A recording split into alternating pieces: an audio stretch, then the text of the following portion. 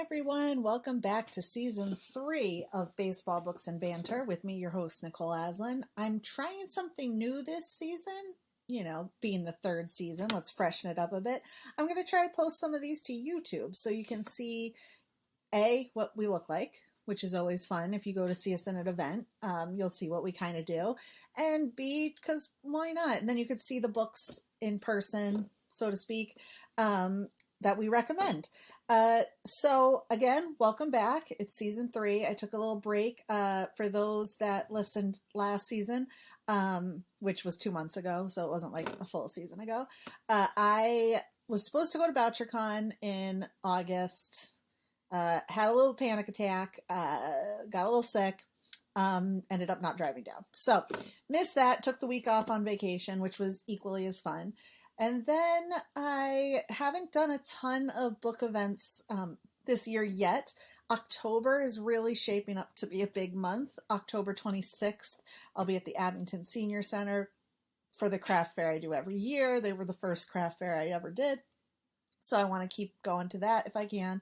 I also am going to be at the Whitman's Women's Club with Julie Bennett Hutchinson, who's a pretty scary author, so that'll be fun.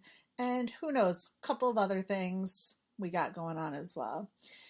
But to start this off on a crappy note, the Red Sox. As I've said on the previous podcast, this season they were mid, and they finished at 500. So not only are they mid, their record showed that they were mid. I do hope they spend some money in the offseason to get some starting pitching. Do not trade my guy Casas. Do not trade my guy Devers. Yeah, Jarren Duran had a good year. He had that minor bump, but he apologized and seemed sincere. So I hope he continues on the good wave. Raffy Devers, poor guy, was injured at the end of the season, so that was kind of a bummer. But yeah, hopefully the Red Sox can do something. So next year we can actually be in the playoffs. The American League and National League Division Series starts today, and I'm cautiously rooting for the Mets. They seem to be fun this year, and for those that know my parents, they went to Mets games back in the 70s and 80s. Living in Connecticut, you were kind of halfway between. So I love the Mets in honor of one of my favorite librarians, Joanne, and her son. The Phillies are on the deck. I know in high school I was like, boo, Phillies, because I lived in Pennsylvania and I wanted to be contrary. But now I can see how fun they are and kind of hope they do well. Definitely anybody but the Yankees. The Royals would be fun for our good friend Stephanie King. But yeah, anybody but the Yankees and the Dodgers, because obviously we have to beat LA all the time. So that's that. And then the Celtics season is getting ready to kick off. They played their first preseason game in Abu Dhabi yesterday. It was great seeing my guys, Banter 18. Got my Jason Tatum jersey back here. And so I'm looking forward to that. The Bruins, we're waiting to see if Jeremy Swayman will sign a contract. He's the goalie, and I love him, and I don't want him to go, but also I don't want to have him not go. So okay, I'm back. My dad butt dialed me, and so I stopped to answer that phone. So what was I talking about? The Bruins and the goalies. I'm also watching Navy football. My dad's a season ticket holder, but was in the Navy for 21 years. Didn't go to the Naval Academy, but a big fan. So we're really excited about this season, even though it does not have Ken Niumatalolo, the old coach, in there. But let's get back to good stuff because I want to be happy. So let's talk about things that I'm obsessed with right now. I was obsessed with a lot of different stuff, as I do. I'm obsessed. I got BritBox. Love it. Watched all the panel shows. They need more panel shows on there because I love them. I'm obsessed with the Sparrow Therapy Pack on TikTok. You should watch them. She is a great lady. She has a beagle, 3 Bernese Mountain Dogs, and a whole lot of rescue mini horses. And the beagle is old and falls over a lot. So every day she sees him fall over and she goes, "Oh no, Loons, did you fall over?" And then she gives him CP Loons, and I just love them so much. And she says good morning to the horses, and one always whinnies back at her. And it's just, if you want something to uplift you during the day, similar to Mommy Farmer and her barn chores, the Sparrow Therapy Pack is one of my favorites, and I can't get enough. I'm wearing earrings by Made with Love by Shauna, who I met at a craft or Rockland Farmers Market. Between her, Hello Dramatic, who's also a South Shore, I don't think she's South Shore based, but she does a lot of South Shore events. She's also at the Cozy Cottage, and Relic 28, which is a company based out of Jacksonville. I've been inundated with super cool earrings, and I can't wait to wear them all to different events. Relic 28, I have typewriter ones, rain clouds, like my mood, and then leaves, fall leaves, because it's New England. So, of course. So, if you like earrings, check those out. Also, other things I'm obsessed with, the band Lawrence. And if you haven't heard them, you should hear them. They're great. It's a brother and sister, and I don't know if there's other siblings in the band, but they're very funk, jazz, soul, rock, just a whole mishmash of stuff, and it's just great. Their song The Weather makes me cry every time I hear it. I'm Confident I'm Insecure is one of my favorite I'm Having a Bad Day songs, so let me just belt this out at the top of my lungs. And I'm late to the party, but I blame the fact that I'm in my 40s. Benson Boone, adorable, first of all. I guess he was on tour with Taylor for a little bit. He sang that song Beautiful Things with, that was my singing. It's bad. I didn't really try. But his new song, Pretty Slowly, it's been in heavy rotation on the YouTube Music. So I highly recommend those two items. I'm also obsessed with crumble cookies, and I know people, they're very hit or miss for people. They're either too sweet, not cooked enough. I love a doughy cookie. So for me, it's the best. And I just got my free pack of mini ones from buying so many cookies that now I have free ones. So it could be why I'm not losing weight, but what are you going to do? Whatever. So without further ado, let's get into this podcast, because this is Dr. Millicent Eidson, who I pronounced her name wrong in the beginning. She corrected me very nicely, so I appreciate that, but I was just so excited that I had a doctor on my podcast. She trained to be a vet, became an epidemiologist, which that's probably not how you pronounce that. So she knows all about the pandemics and the diseases of the future. And she found me on the Guppies. I had posted on the Guppies page, which is Sisters in Crime. And I said, hey, if anybody wants to be on the podcast for my new season, just reach out. And so she's the first one who actually was able to make an reservation. I don't even know what to call it. So today we chatted before football got kicked off, no pun intended. And yeah, so I'm kind of really excited for you guys to listen to it. I know I've talked about in the past how smart people just fascinate me. And so with her degrees, and then with all the mathematicians I've interviewed on this podcast who became writers, I just love how writing is such a diverse and difficult field that people can you get a little freedom to write. So I hope you enjoy Dr. Millicent Eidson. Welcome back to Baseball, Books, and Banter. This is now season 3, which is Cuckoo Banana Pants. And my first guest of the new season is Dr. Millicent Eidson, who's from upstate. Well, I guess upstate Vermont is kind of all of Vermont is upstate to us. So I will let her do a little introduction of herself, and then we will start chitty-chatting. So Dr. Eidson, take it away. Sure, yeah. First of all, I just should say my last name is Eidson, although the few people with that name in this country all pronounce it differently. So it's a Norwegian in origin, but yeah, different people pronounce it a different way, but I do it Eidson. So yeah, I'm excited to be here with you today and talk about books and baseball and cats and so my favorite things. Yeah. I got started, a cat lover all my life, but then when I was in veterinary school, I actually thought about becoming a cat practitioner. And during my senior year of vet school, I had a few months off where we were supposed to do externships. And so I did one in a famous cat practice in New York City for a couple months.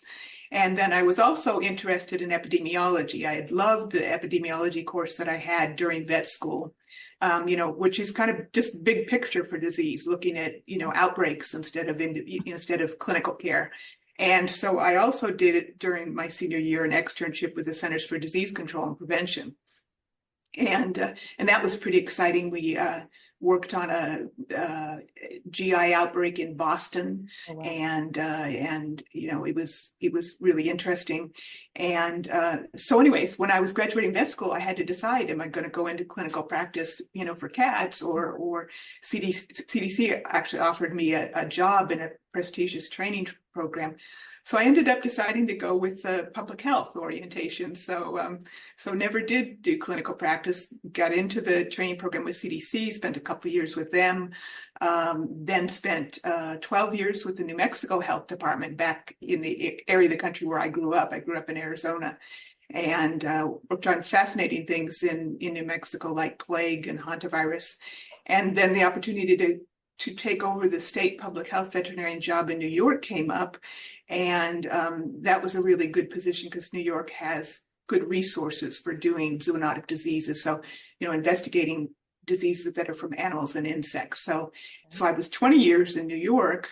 Wow. And was there when West Nile virus first hit the United States. And so got to play an integral role in setting up surveillance through birds and animals for West Nile virus. And then when I retired from full-time public health work in 2017, we ended up in Vermont because my daughter was going to college up here, and just started exploring my creative side, took some college classes in creative writing. Awesome. And I had a teacher really like a short story that I wrote about bubonic plague and said, this is too complicated. It really should be a novel. So then I thought of Sue Grafton and her alphabetical series and thought, okay, I'm going to do an alphabetical series about these zoonotic diseases. And so I started out with anthrax for A. So, oh my gosh, terrifying. Also, timely. So that's always good, come in the market when coronavirus and all of that came about. So timely. That is all super smart people stuff like that. I don't, do you know BJ Magini? I don't know how to say her last name. She is the queen of poisons, and she's also a scientist. And so she does that side of the scientist world. So she does the deadly poisons. But I wrote down in my notes that you do the microbial mysteries. Is that how you say that? Microbial mysteries, yeah. Oh God, my science education is just out the door. If Cumberland Valley High School science teacher could see me now. And that you said the zoonosis? Yeah, zoonoses or zoonotic diseases, right? Yeah, like that. I never heard that before. And so then of course, after I look at your bio, I'm like, let's go down the rabbit hole. And so Wikipedia got a heavy workout today. But I like the idea that you went from short stories to novels, that you kind of started slow and then realized, oh, this world needs to be expanded. So first of all, your Dr. Maya Maquire is the main character. How did she come about? Is she loosely based on you? Is she mostly based on you? That kind of thing.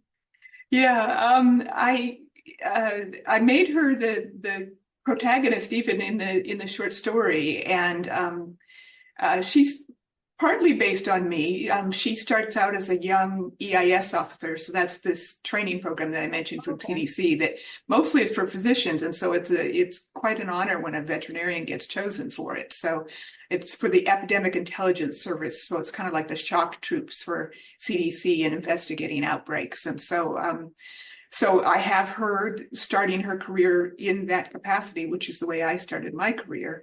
But I modeled her personally on my daughter. We adopted our daughter from China almost 30 years ago.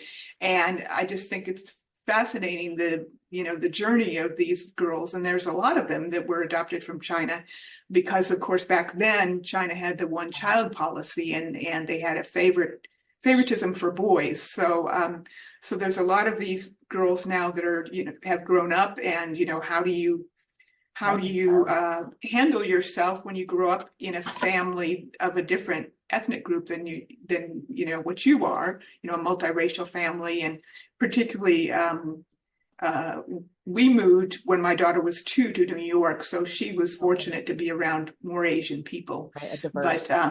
But when we first adopted her in New Mexico, there really weren't any other Asian role models around, not many. And so I made Maya Maquire having been born in Flagstaff, Arizona, and kind of feeling like a fish out of water, and then starting her career with the New Mexico Health Department as a CDC assignee. So my Maquire is kind of an amalgam of in honor of my daughter and based on my career. And So has she read the books? she has, Okay, and she's given me good. lots of good feedback. Oh, And good. yeah, Always good. yeah, That's that it pays to have someone in the family who can do that. yeah. Yeah, my mom, she read the beginning of the book, but she said, I can hear your voice. And so she's like, I can't not picture you in the character. So she's like, just tell me what happened. And so I did. So she had the full story. She knows she knew up through book 3 before she passed. So she had the series at that point. But it's nice to have kind of a mixture of both of you, because it is such a unique dynamic between, adopted child versus born child, biological child versus a culture that you might not be familiar with, and learning it because you're trying to raise this child. So I think that's really good. I think on your website you have an own voices statement, which I think is really important these days. Is the writers are so diverse now, and the stories are so diverse, which makes it, I mean, I've learned so much more than I thought reading just from the Guppies themselves, which I probably didn't mention at the beginning of this. We didn't meet. We emailed through the message board. I posted on the Guppies page that I was open for business on my podcast, and Millicent was one of the first people to sign up. So it was Millie. My boss is Millie too. So it's like throwing it back. I'm like, no, she's not my boss. You're not the boss of me. But she's also a Millicent. So that's why I'm like, so the latest book is dengue fever, right? Yep. Again, I don't know much about that one. I mean, obviously we're all inundated with coronavirus at this point. We all know the word plague, because bubonic plague, because hello, we studied it in school. So give us a little like synopsis about what Maya goes through in dengue. Right. So in dengue, she's several years into her career now, because she's already, it's kind of weird that she faces these major outbreaks that are alphabetical in order. Yeah, right. Weird. I like to have it be very, very science-based, not science fiction. Sure. But it is funny that she's facing these in alphabetical order. So she's already been through an outbreak of anthrax, Borrelia, which is the bacteria that causes Lyme disease, but also a number of other really interesting tick-borne diseases and lice-borne diseases. And then she's been through corona, and now she's on dengue. And dengue is the leading mosquito-borne disease in the whole world, and it's really expanding with global warming because the mosquitoes like the warmer weather. So the mosquitoes that particularly spread it, the Aedes mosquitoes, are creeping into the United States as well. And in fact, one of the types of Aedes albopictus, is up in New England. So it's not quite as good at spreading dengue as Aedes aegypti, but it can do it. So most of the cases in the United States of dengue fever are imported, but there are a few in the southern states where, for instance, Florida usually has some locally acquired cases, and Arizona in the last year or two first had local transmission from somebody who was infected in Mexico, I believe, and then when he came back home to Arizona, then mosquitoes bit him and then spread it to a few other people. So it's an increasing threat, so the dengue book actually starts out with Maya and one of her older veterinary public health mentors, named Faye, who spent her career in New York City with their health department. The two of them are investigating this outbreak that's in the southwest of dengue, and then they go on to a bigger outbreak that's taking place in Hawaii. So about half of the book is in Hawaii, which was really fun. I've been there a number of times, and it was fun. Did you make a special research trip? Like, I got to go to Hawaii this year. Oh no. No, it was all based on previous trips. But so it was fun to have half the book in Hawaii. Yeah. And the other interesting thing about dengue was, for the first time, I had Maya's older mentor, Faye, who's quite a kick-ass lady in her late 60s, have equal footing. So the chapters actually alter point of view between the two of them. Oh, I love And so it was fun to have, half the book, but a lot of the time they're actually together too, of course. But, have half the time having Maya's perspective as someone starting out in public health, and then get the perspective of someone who's kind of finishing up their career. So how was it writing that, like switching point of views? yeah, the ages are so disparate. right. How was Yeah, that? no, it was fun. It's the first time I've really done that, other than the first book on Thraces. There's a diary of a second character, first person diary in the second character. So I did have 2 points of view there, but otherwise it's been pretty closely honing to Maya's point of view. But it was fun now to get different perspectives on the whole world of public health from someone, starting out their career versus someone ending it up. I was going to say, probably for those chapters of the person slowly ending their career, you're like, I know this headspace. I know where I'm going with this, and like, this is great. And you kind of have to like turn off the smart part of not your smart part of the brain, but like your world knowledge part of the brain to go back to the younger character. Like that's talent, because that's hard. That's two different ages and situations. Oh, I love that. Well, in the Ebola book, which I'm about a third of the way into writing now, I decided to go even wider on points of view. And so I've got multiple characters, including male characters with points of view. Ooh. So I wanted to make it more kind of like a traditional thriller. Like this summer, I read Eruption by Michael Crichton and James Patterson, and they jump around in points of view quite a bit. And so I wanted to see if I could do that without falling into, the dreaded head hopping where the readers get confused. You don't know where you're at. So I'm really having fun exploring points of view in Ebola. That's good to know. Ebola's next, guys. So.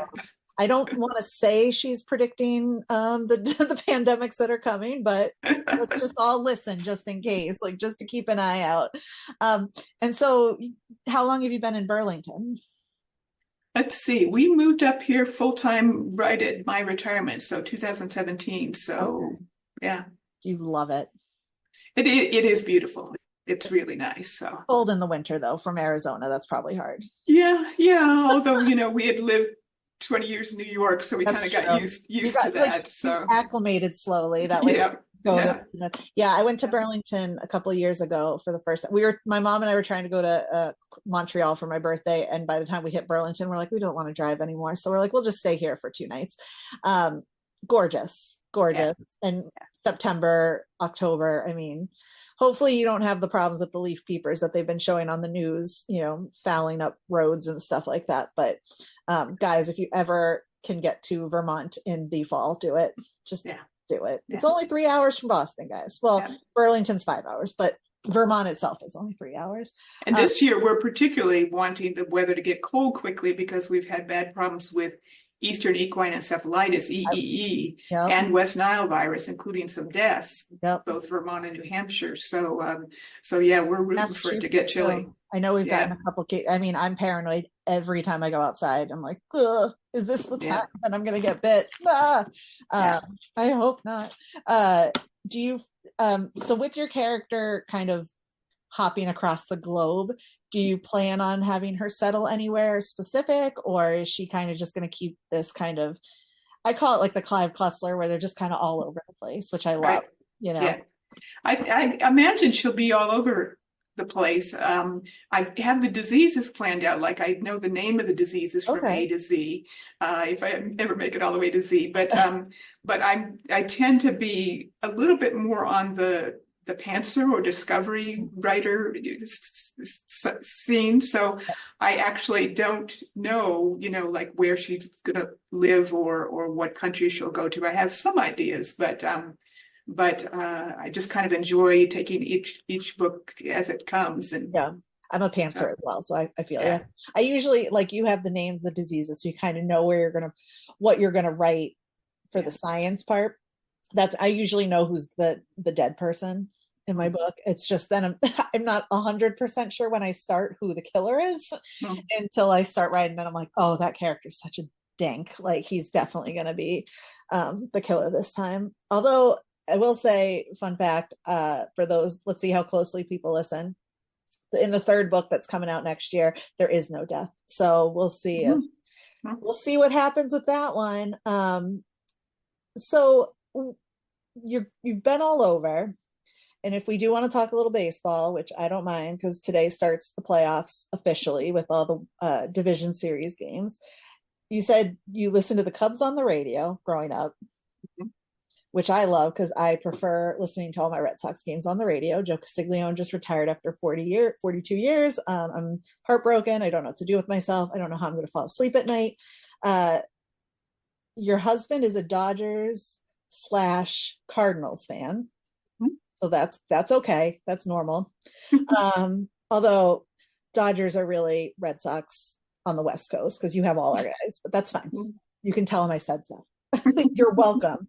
And then your characters, Mets and Yankees, which we won't talk about the Yankees, whatever.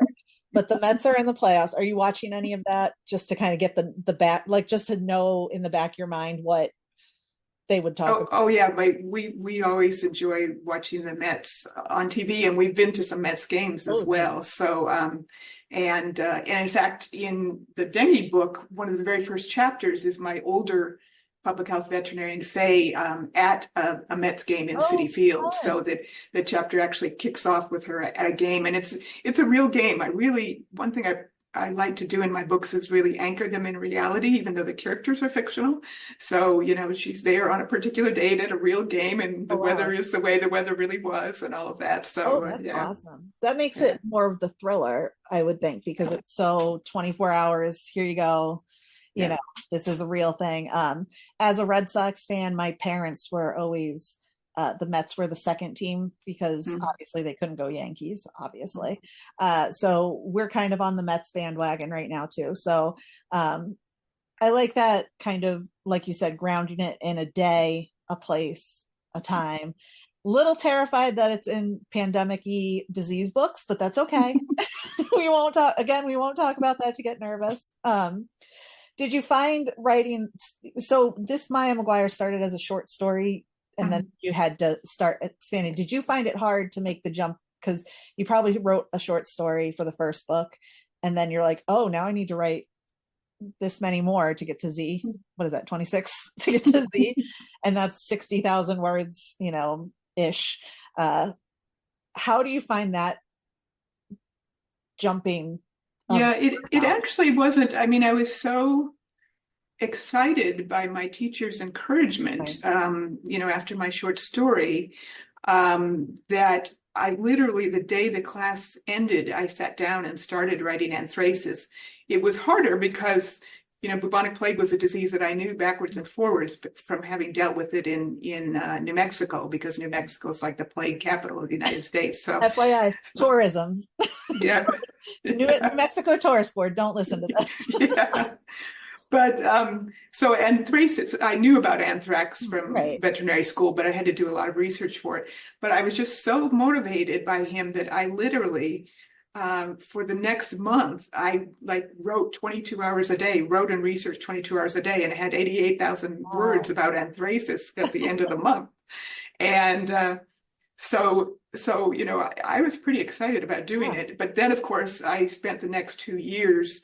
I got into some writing workshops, got a lot of feedback, did tons of editing, started the publishing exploration and all that. So Anthracis actually wasn't published until 2 years after I started it. So.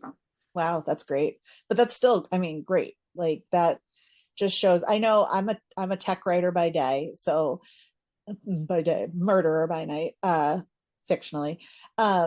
So I wonder the difference between your scientific writing. Did you find it hard to now be like, oh, now I can be flowery and put in more descriptions and stuff like that, rather than just the boom, boom, step.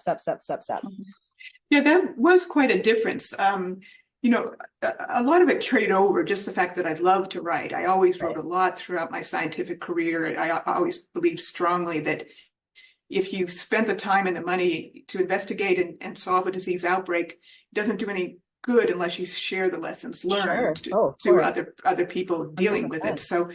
So I always loved to write, and I actually had written a romance novel the summer before starting veterinary school. So I always had an inclination to do that, but just never had any time during my Yep. scientific career. So luckily in retirement here, the universities in Burlington allow you to take college classes for free just to Oh, audit them. awesome. So I've been nonstop taking creative writing classes and heavily involved in writing workshops in order to learn how to make this transition to creative writing. Because Right. in scientific writing, you're appealing just to the facts, and in creative writing, you're appealing to emotion. So Mhm. that's very different, and took a transition. But I like combining the two, and the feedback that I get from my novels is that I can share a lot of the scientific information, but make it understandable for Right. the public. Yeah. And that's a hard line to walk. And I credit my workshop participants for telling me, if I'm That's too putting too dry. much of, That's yeah, that's too much. yeah, But now I yeah, know what it is, and yeah, that part's yeah, good. yeah. I think it's so cool So now with all this, like you said, with the climate change and right, diseases now growing and changing and starting new ones and all this stuff. I feel like yeah, that's important to write books like, because there are some people who yeah, would never pick up a scientific journal. I mean, I wouldn't. yeah, Why would I? But I would pick up a book like dengue, for example, and be like, fiction. I wonder what this yeah, is about. And then try yeah. to read it from that Well, perspective. because you want to care about the characters that you're Yeah. reading in fiction. And I also really care a lot about settings like another character for me. And so I most of the time I try to have my settings in places I've actually been so Yep. that you can, really feel like you're there. And so again, that's something special about fiction that you can do is put the reader in the scene, Yeah. and so it's not at arm's length, you're really experiencing it with the characters. So Right. Right. That's really cool. I really like that idea of, yes, you're retired, but you're never not learning. mhm. I feel like a lot of people when they're retired, like, what do I do? But that whole auditing classes, I mean, it's not like you want the credit, because like, what are you going to do with the college credit? But just auditing a class and still getting the benefit. And also, I don't know, I'm assuming it goes with regular college students too, regular. Right. So you're kind of seeing that perspective, a Mhm. younger perspective as well, Mhm. which is kind of, I wonder if any schools around here do that for me. I got to look into that now. Now I want to take classes. Yeah, Uh, it's fun. yeah, I bet. And you still have to do homework, which Yeah. keeps you Well, and busy. that's how I've generated so many short stories, Okay. which then I published in a short story collection.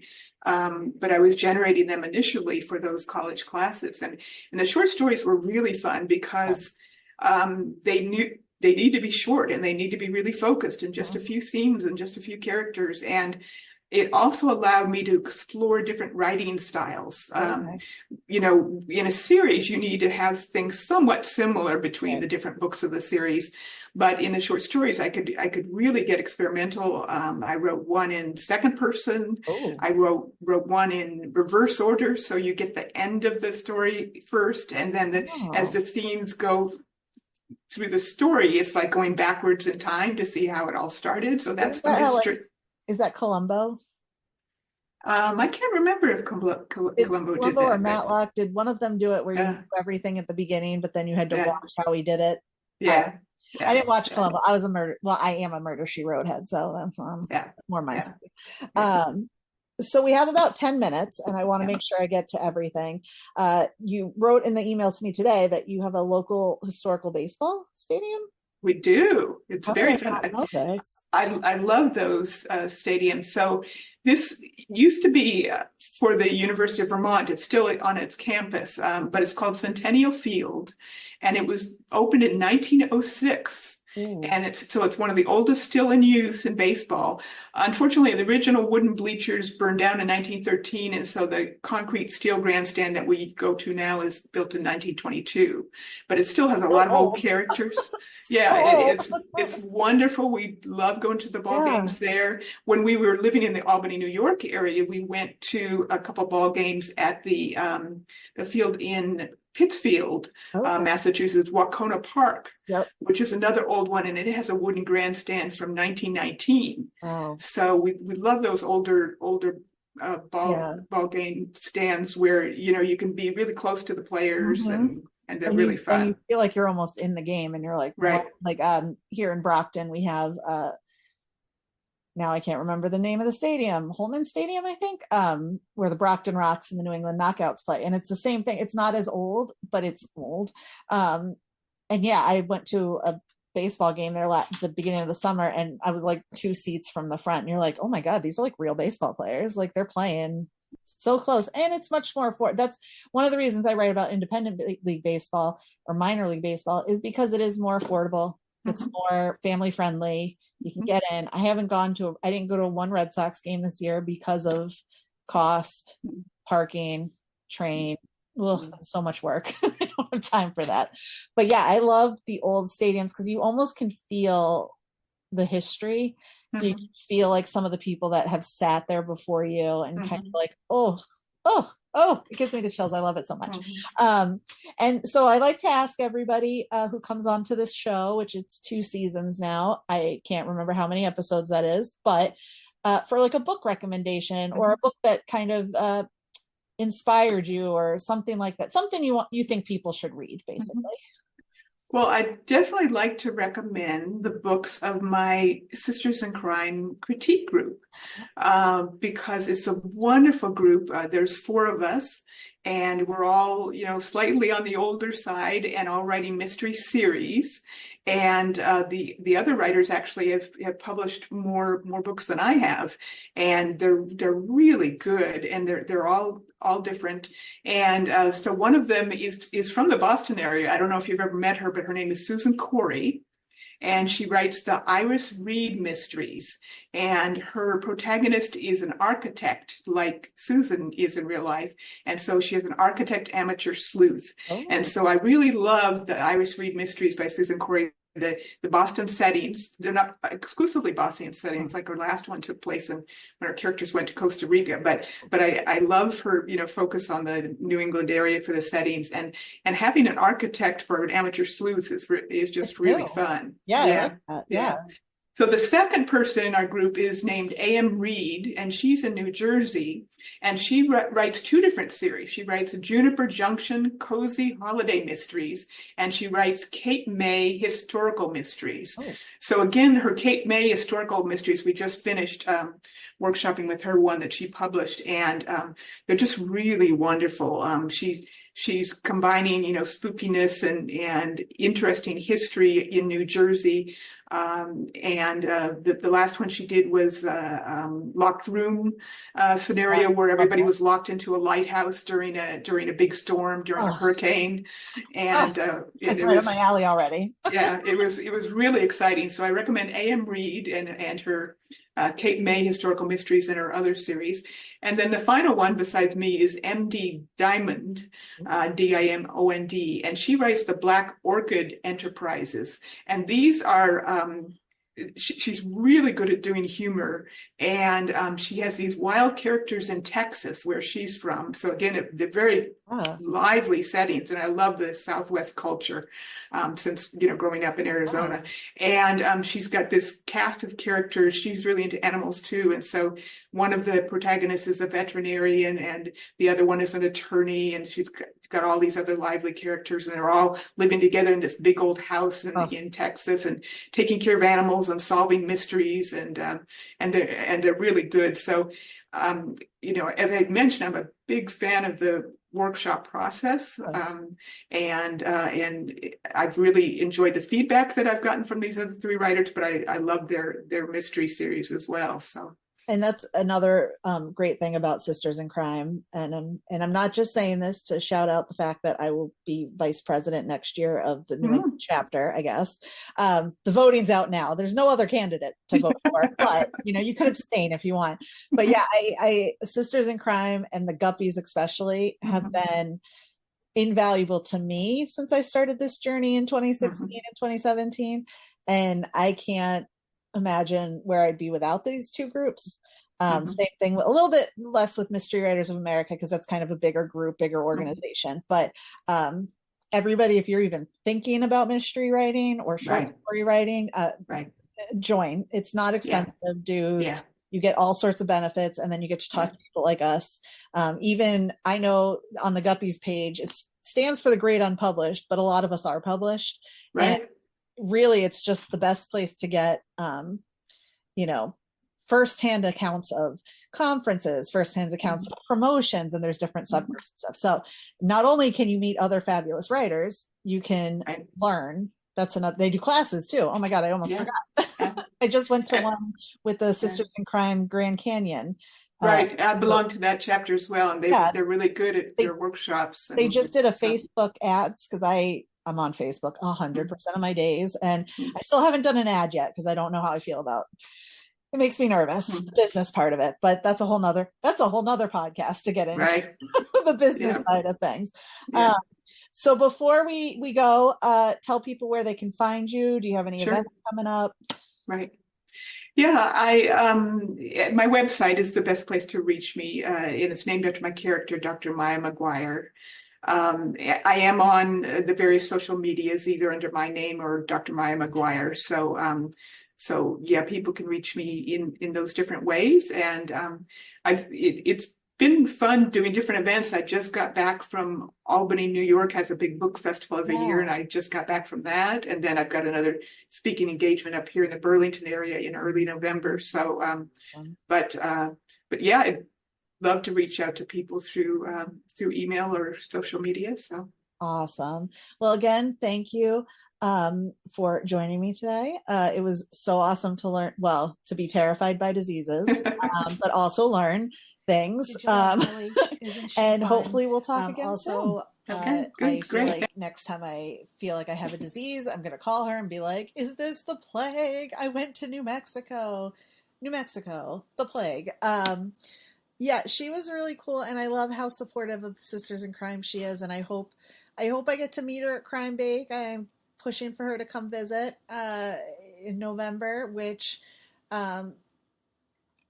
if you're an author, if you're a reader, if you just want to learn some writing skills from Gabino Iglesias, who is a hot, diverse, own voices writer who writes a little bit of horror mystery and speculative fiction and is just the nicest guy on Twitter, or X if you prefer. So the Crime Bake is my next big conference. I sit at the registration desk, so you'll see me when you come in, and I hope you guys come. They're going to have some great master classes with like Jewel Selbo and Kate Flora and just so many others that honestly, it's one of my favorite conferences. And then not just saying that because I am on the committee. Also, as I mentioned in the podcast, I am up for Vice President of Sisters in Crime New England. So if you're a voting member, I would love your vote. There's nobody running against me, so if you don't like me, just abstain. But I hope you like me. I hope that's why you're listening to this podcast, is because you like me. You really like me. What else do we have going on? Book 3, I'm hoping to get more information next week. As of right now, it's still tentatively next February. So we'll see what happens there. Foul Play at the Park is the title. And I'm really excited. This is so random, but I went and saw a medium last week, a group medium at the Cozy Cottage, and she said it's my best book ever. So I think it was my mom who was saying that, but I love when my mom gives me positive affirmations from beyond. So yeah, that'll be really exciting. I just went to the Dyer Memorial Library, which is part Historical Society, part library here in Abington. And if you go to my Facebook later today, you'll see they had a lot of old shoe factories here in the area, and each shoe factory had their own baseball team. So I took some pictures of the pictures. And I think the woman who gave the tour, so nice, mentioned that they're going to do a talk about the historical baseball teams of the shoe companies. So I'm going to go check that out, maybe get some more information, and maybe write a little short story with the Abington historical baseball thing. And what else? That's about it. It's been, I didn't tell everybody. Well, I told everybody. So this past year has been rough. First my mom, then Julia Chavez, my first cat that I got when I was out of college. Then Jacques Rubin had to be put down in August. He was 17, 18. So I was down to 2 cats. And hello, I'm the crazy cat lady. Like, I can't only have 2 cats. So I went out. Well, I didn't go out. So my pet sitter, Donovan's pet sitting, here in Abington, she was fostering a mama and her babies, and of course she'd post pictures of it, and I would see the babies, and I'd be like, "That's what I want." So there was a little tuxedo one, Captain, and I was like, "Oh, I need a little boy cat because I have all these girl cats." Well, filled out the application for the Animal Protection Center of Southeastern Massachusetts, which is my favorite rescue here. Got accepted, very excited. I got the phone call and they're like, "Oh, BT Dubs, Captain's a girl. We thought she was a boy, went to her last vet appointment, she's a girl." So obviously I didn't like say no because that's mean. So I have Captain the girl now. She is kind of a little terror. She's taking a nap right now. I'm going to pause this and come back and you can see it. If you're following on the YouTube page, you can see it on the YouTube page, which is really cool. So hold on one second. Okay, so if you're still with me on the YouTubes, meet Captain with her little mustache. The other two, not really impressed with the kitten. Fern is especially mad, but I will be talking to Fern's former mother, her grandmother, here in a couple weeks on the podcast. So stay tuned for that, Donna Ray. I have a whole bunch of interviews scheduled in the next couple weeks, so you might be getting a podcast every week, guys. Oh, there she goes. I don't know. We'll see. I also have one with the Bobblehead George guys, which if you follow, I posted about them. I met them when I was down in Mechanicsburg for an event, for a conference at the Mechanicsburg Mystery Bookshop, and we did Good Day PA together. We were TV buddies, so I did a thing with them. I can't wait to talk to them because I do love me some history, and it'll be really fun. So stay tuned for a wide variety of content. Hopefully I'll put these on YouTube. Obviously it's up to the authors if they want to be on YouTube. I know Millie was kind enough to give me this idea, so we'll see what happens. And maybe I'll do more makeup on myself, but we'll see. So thanks again for listening to this first episode of season 3. Thank you for listening. If you want to come on the show, shoot me an email or go to my website and you can find me there, NicoleAslanWriter.com. And until next time, I'd say go Red Sox, but the season's over. So go Celtics, go Bruins. I would say Patriots, but they're bad too. And go Navy football.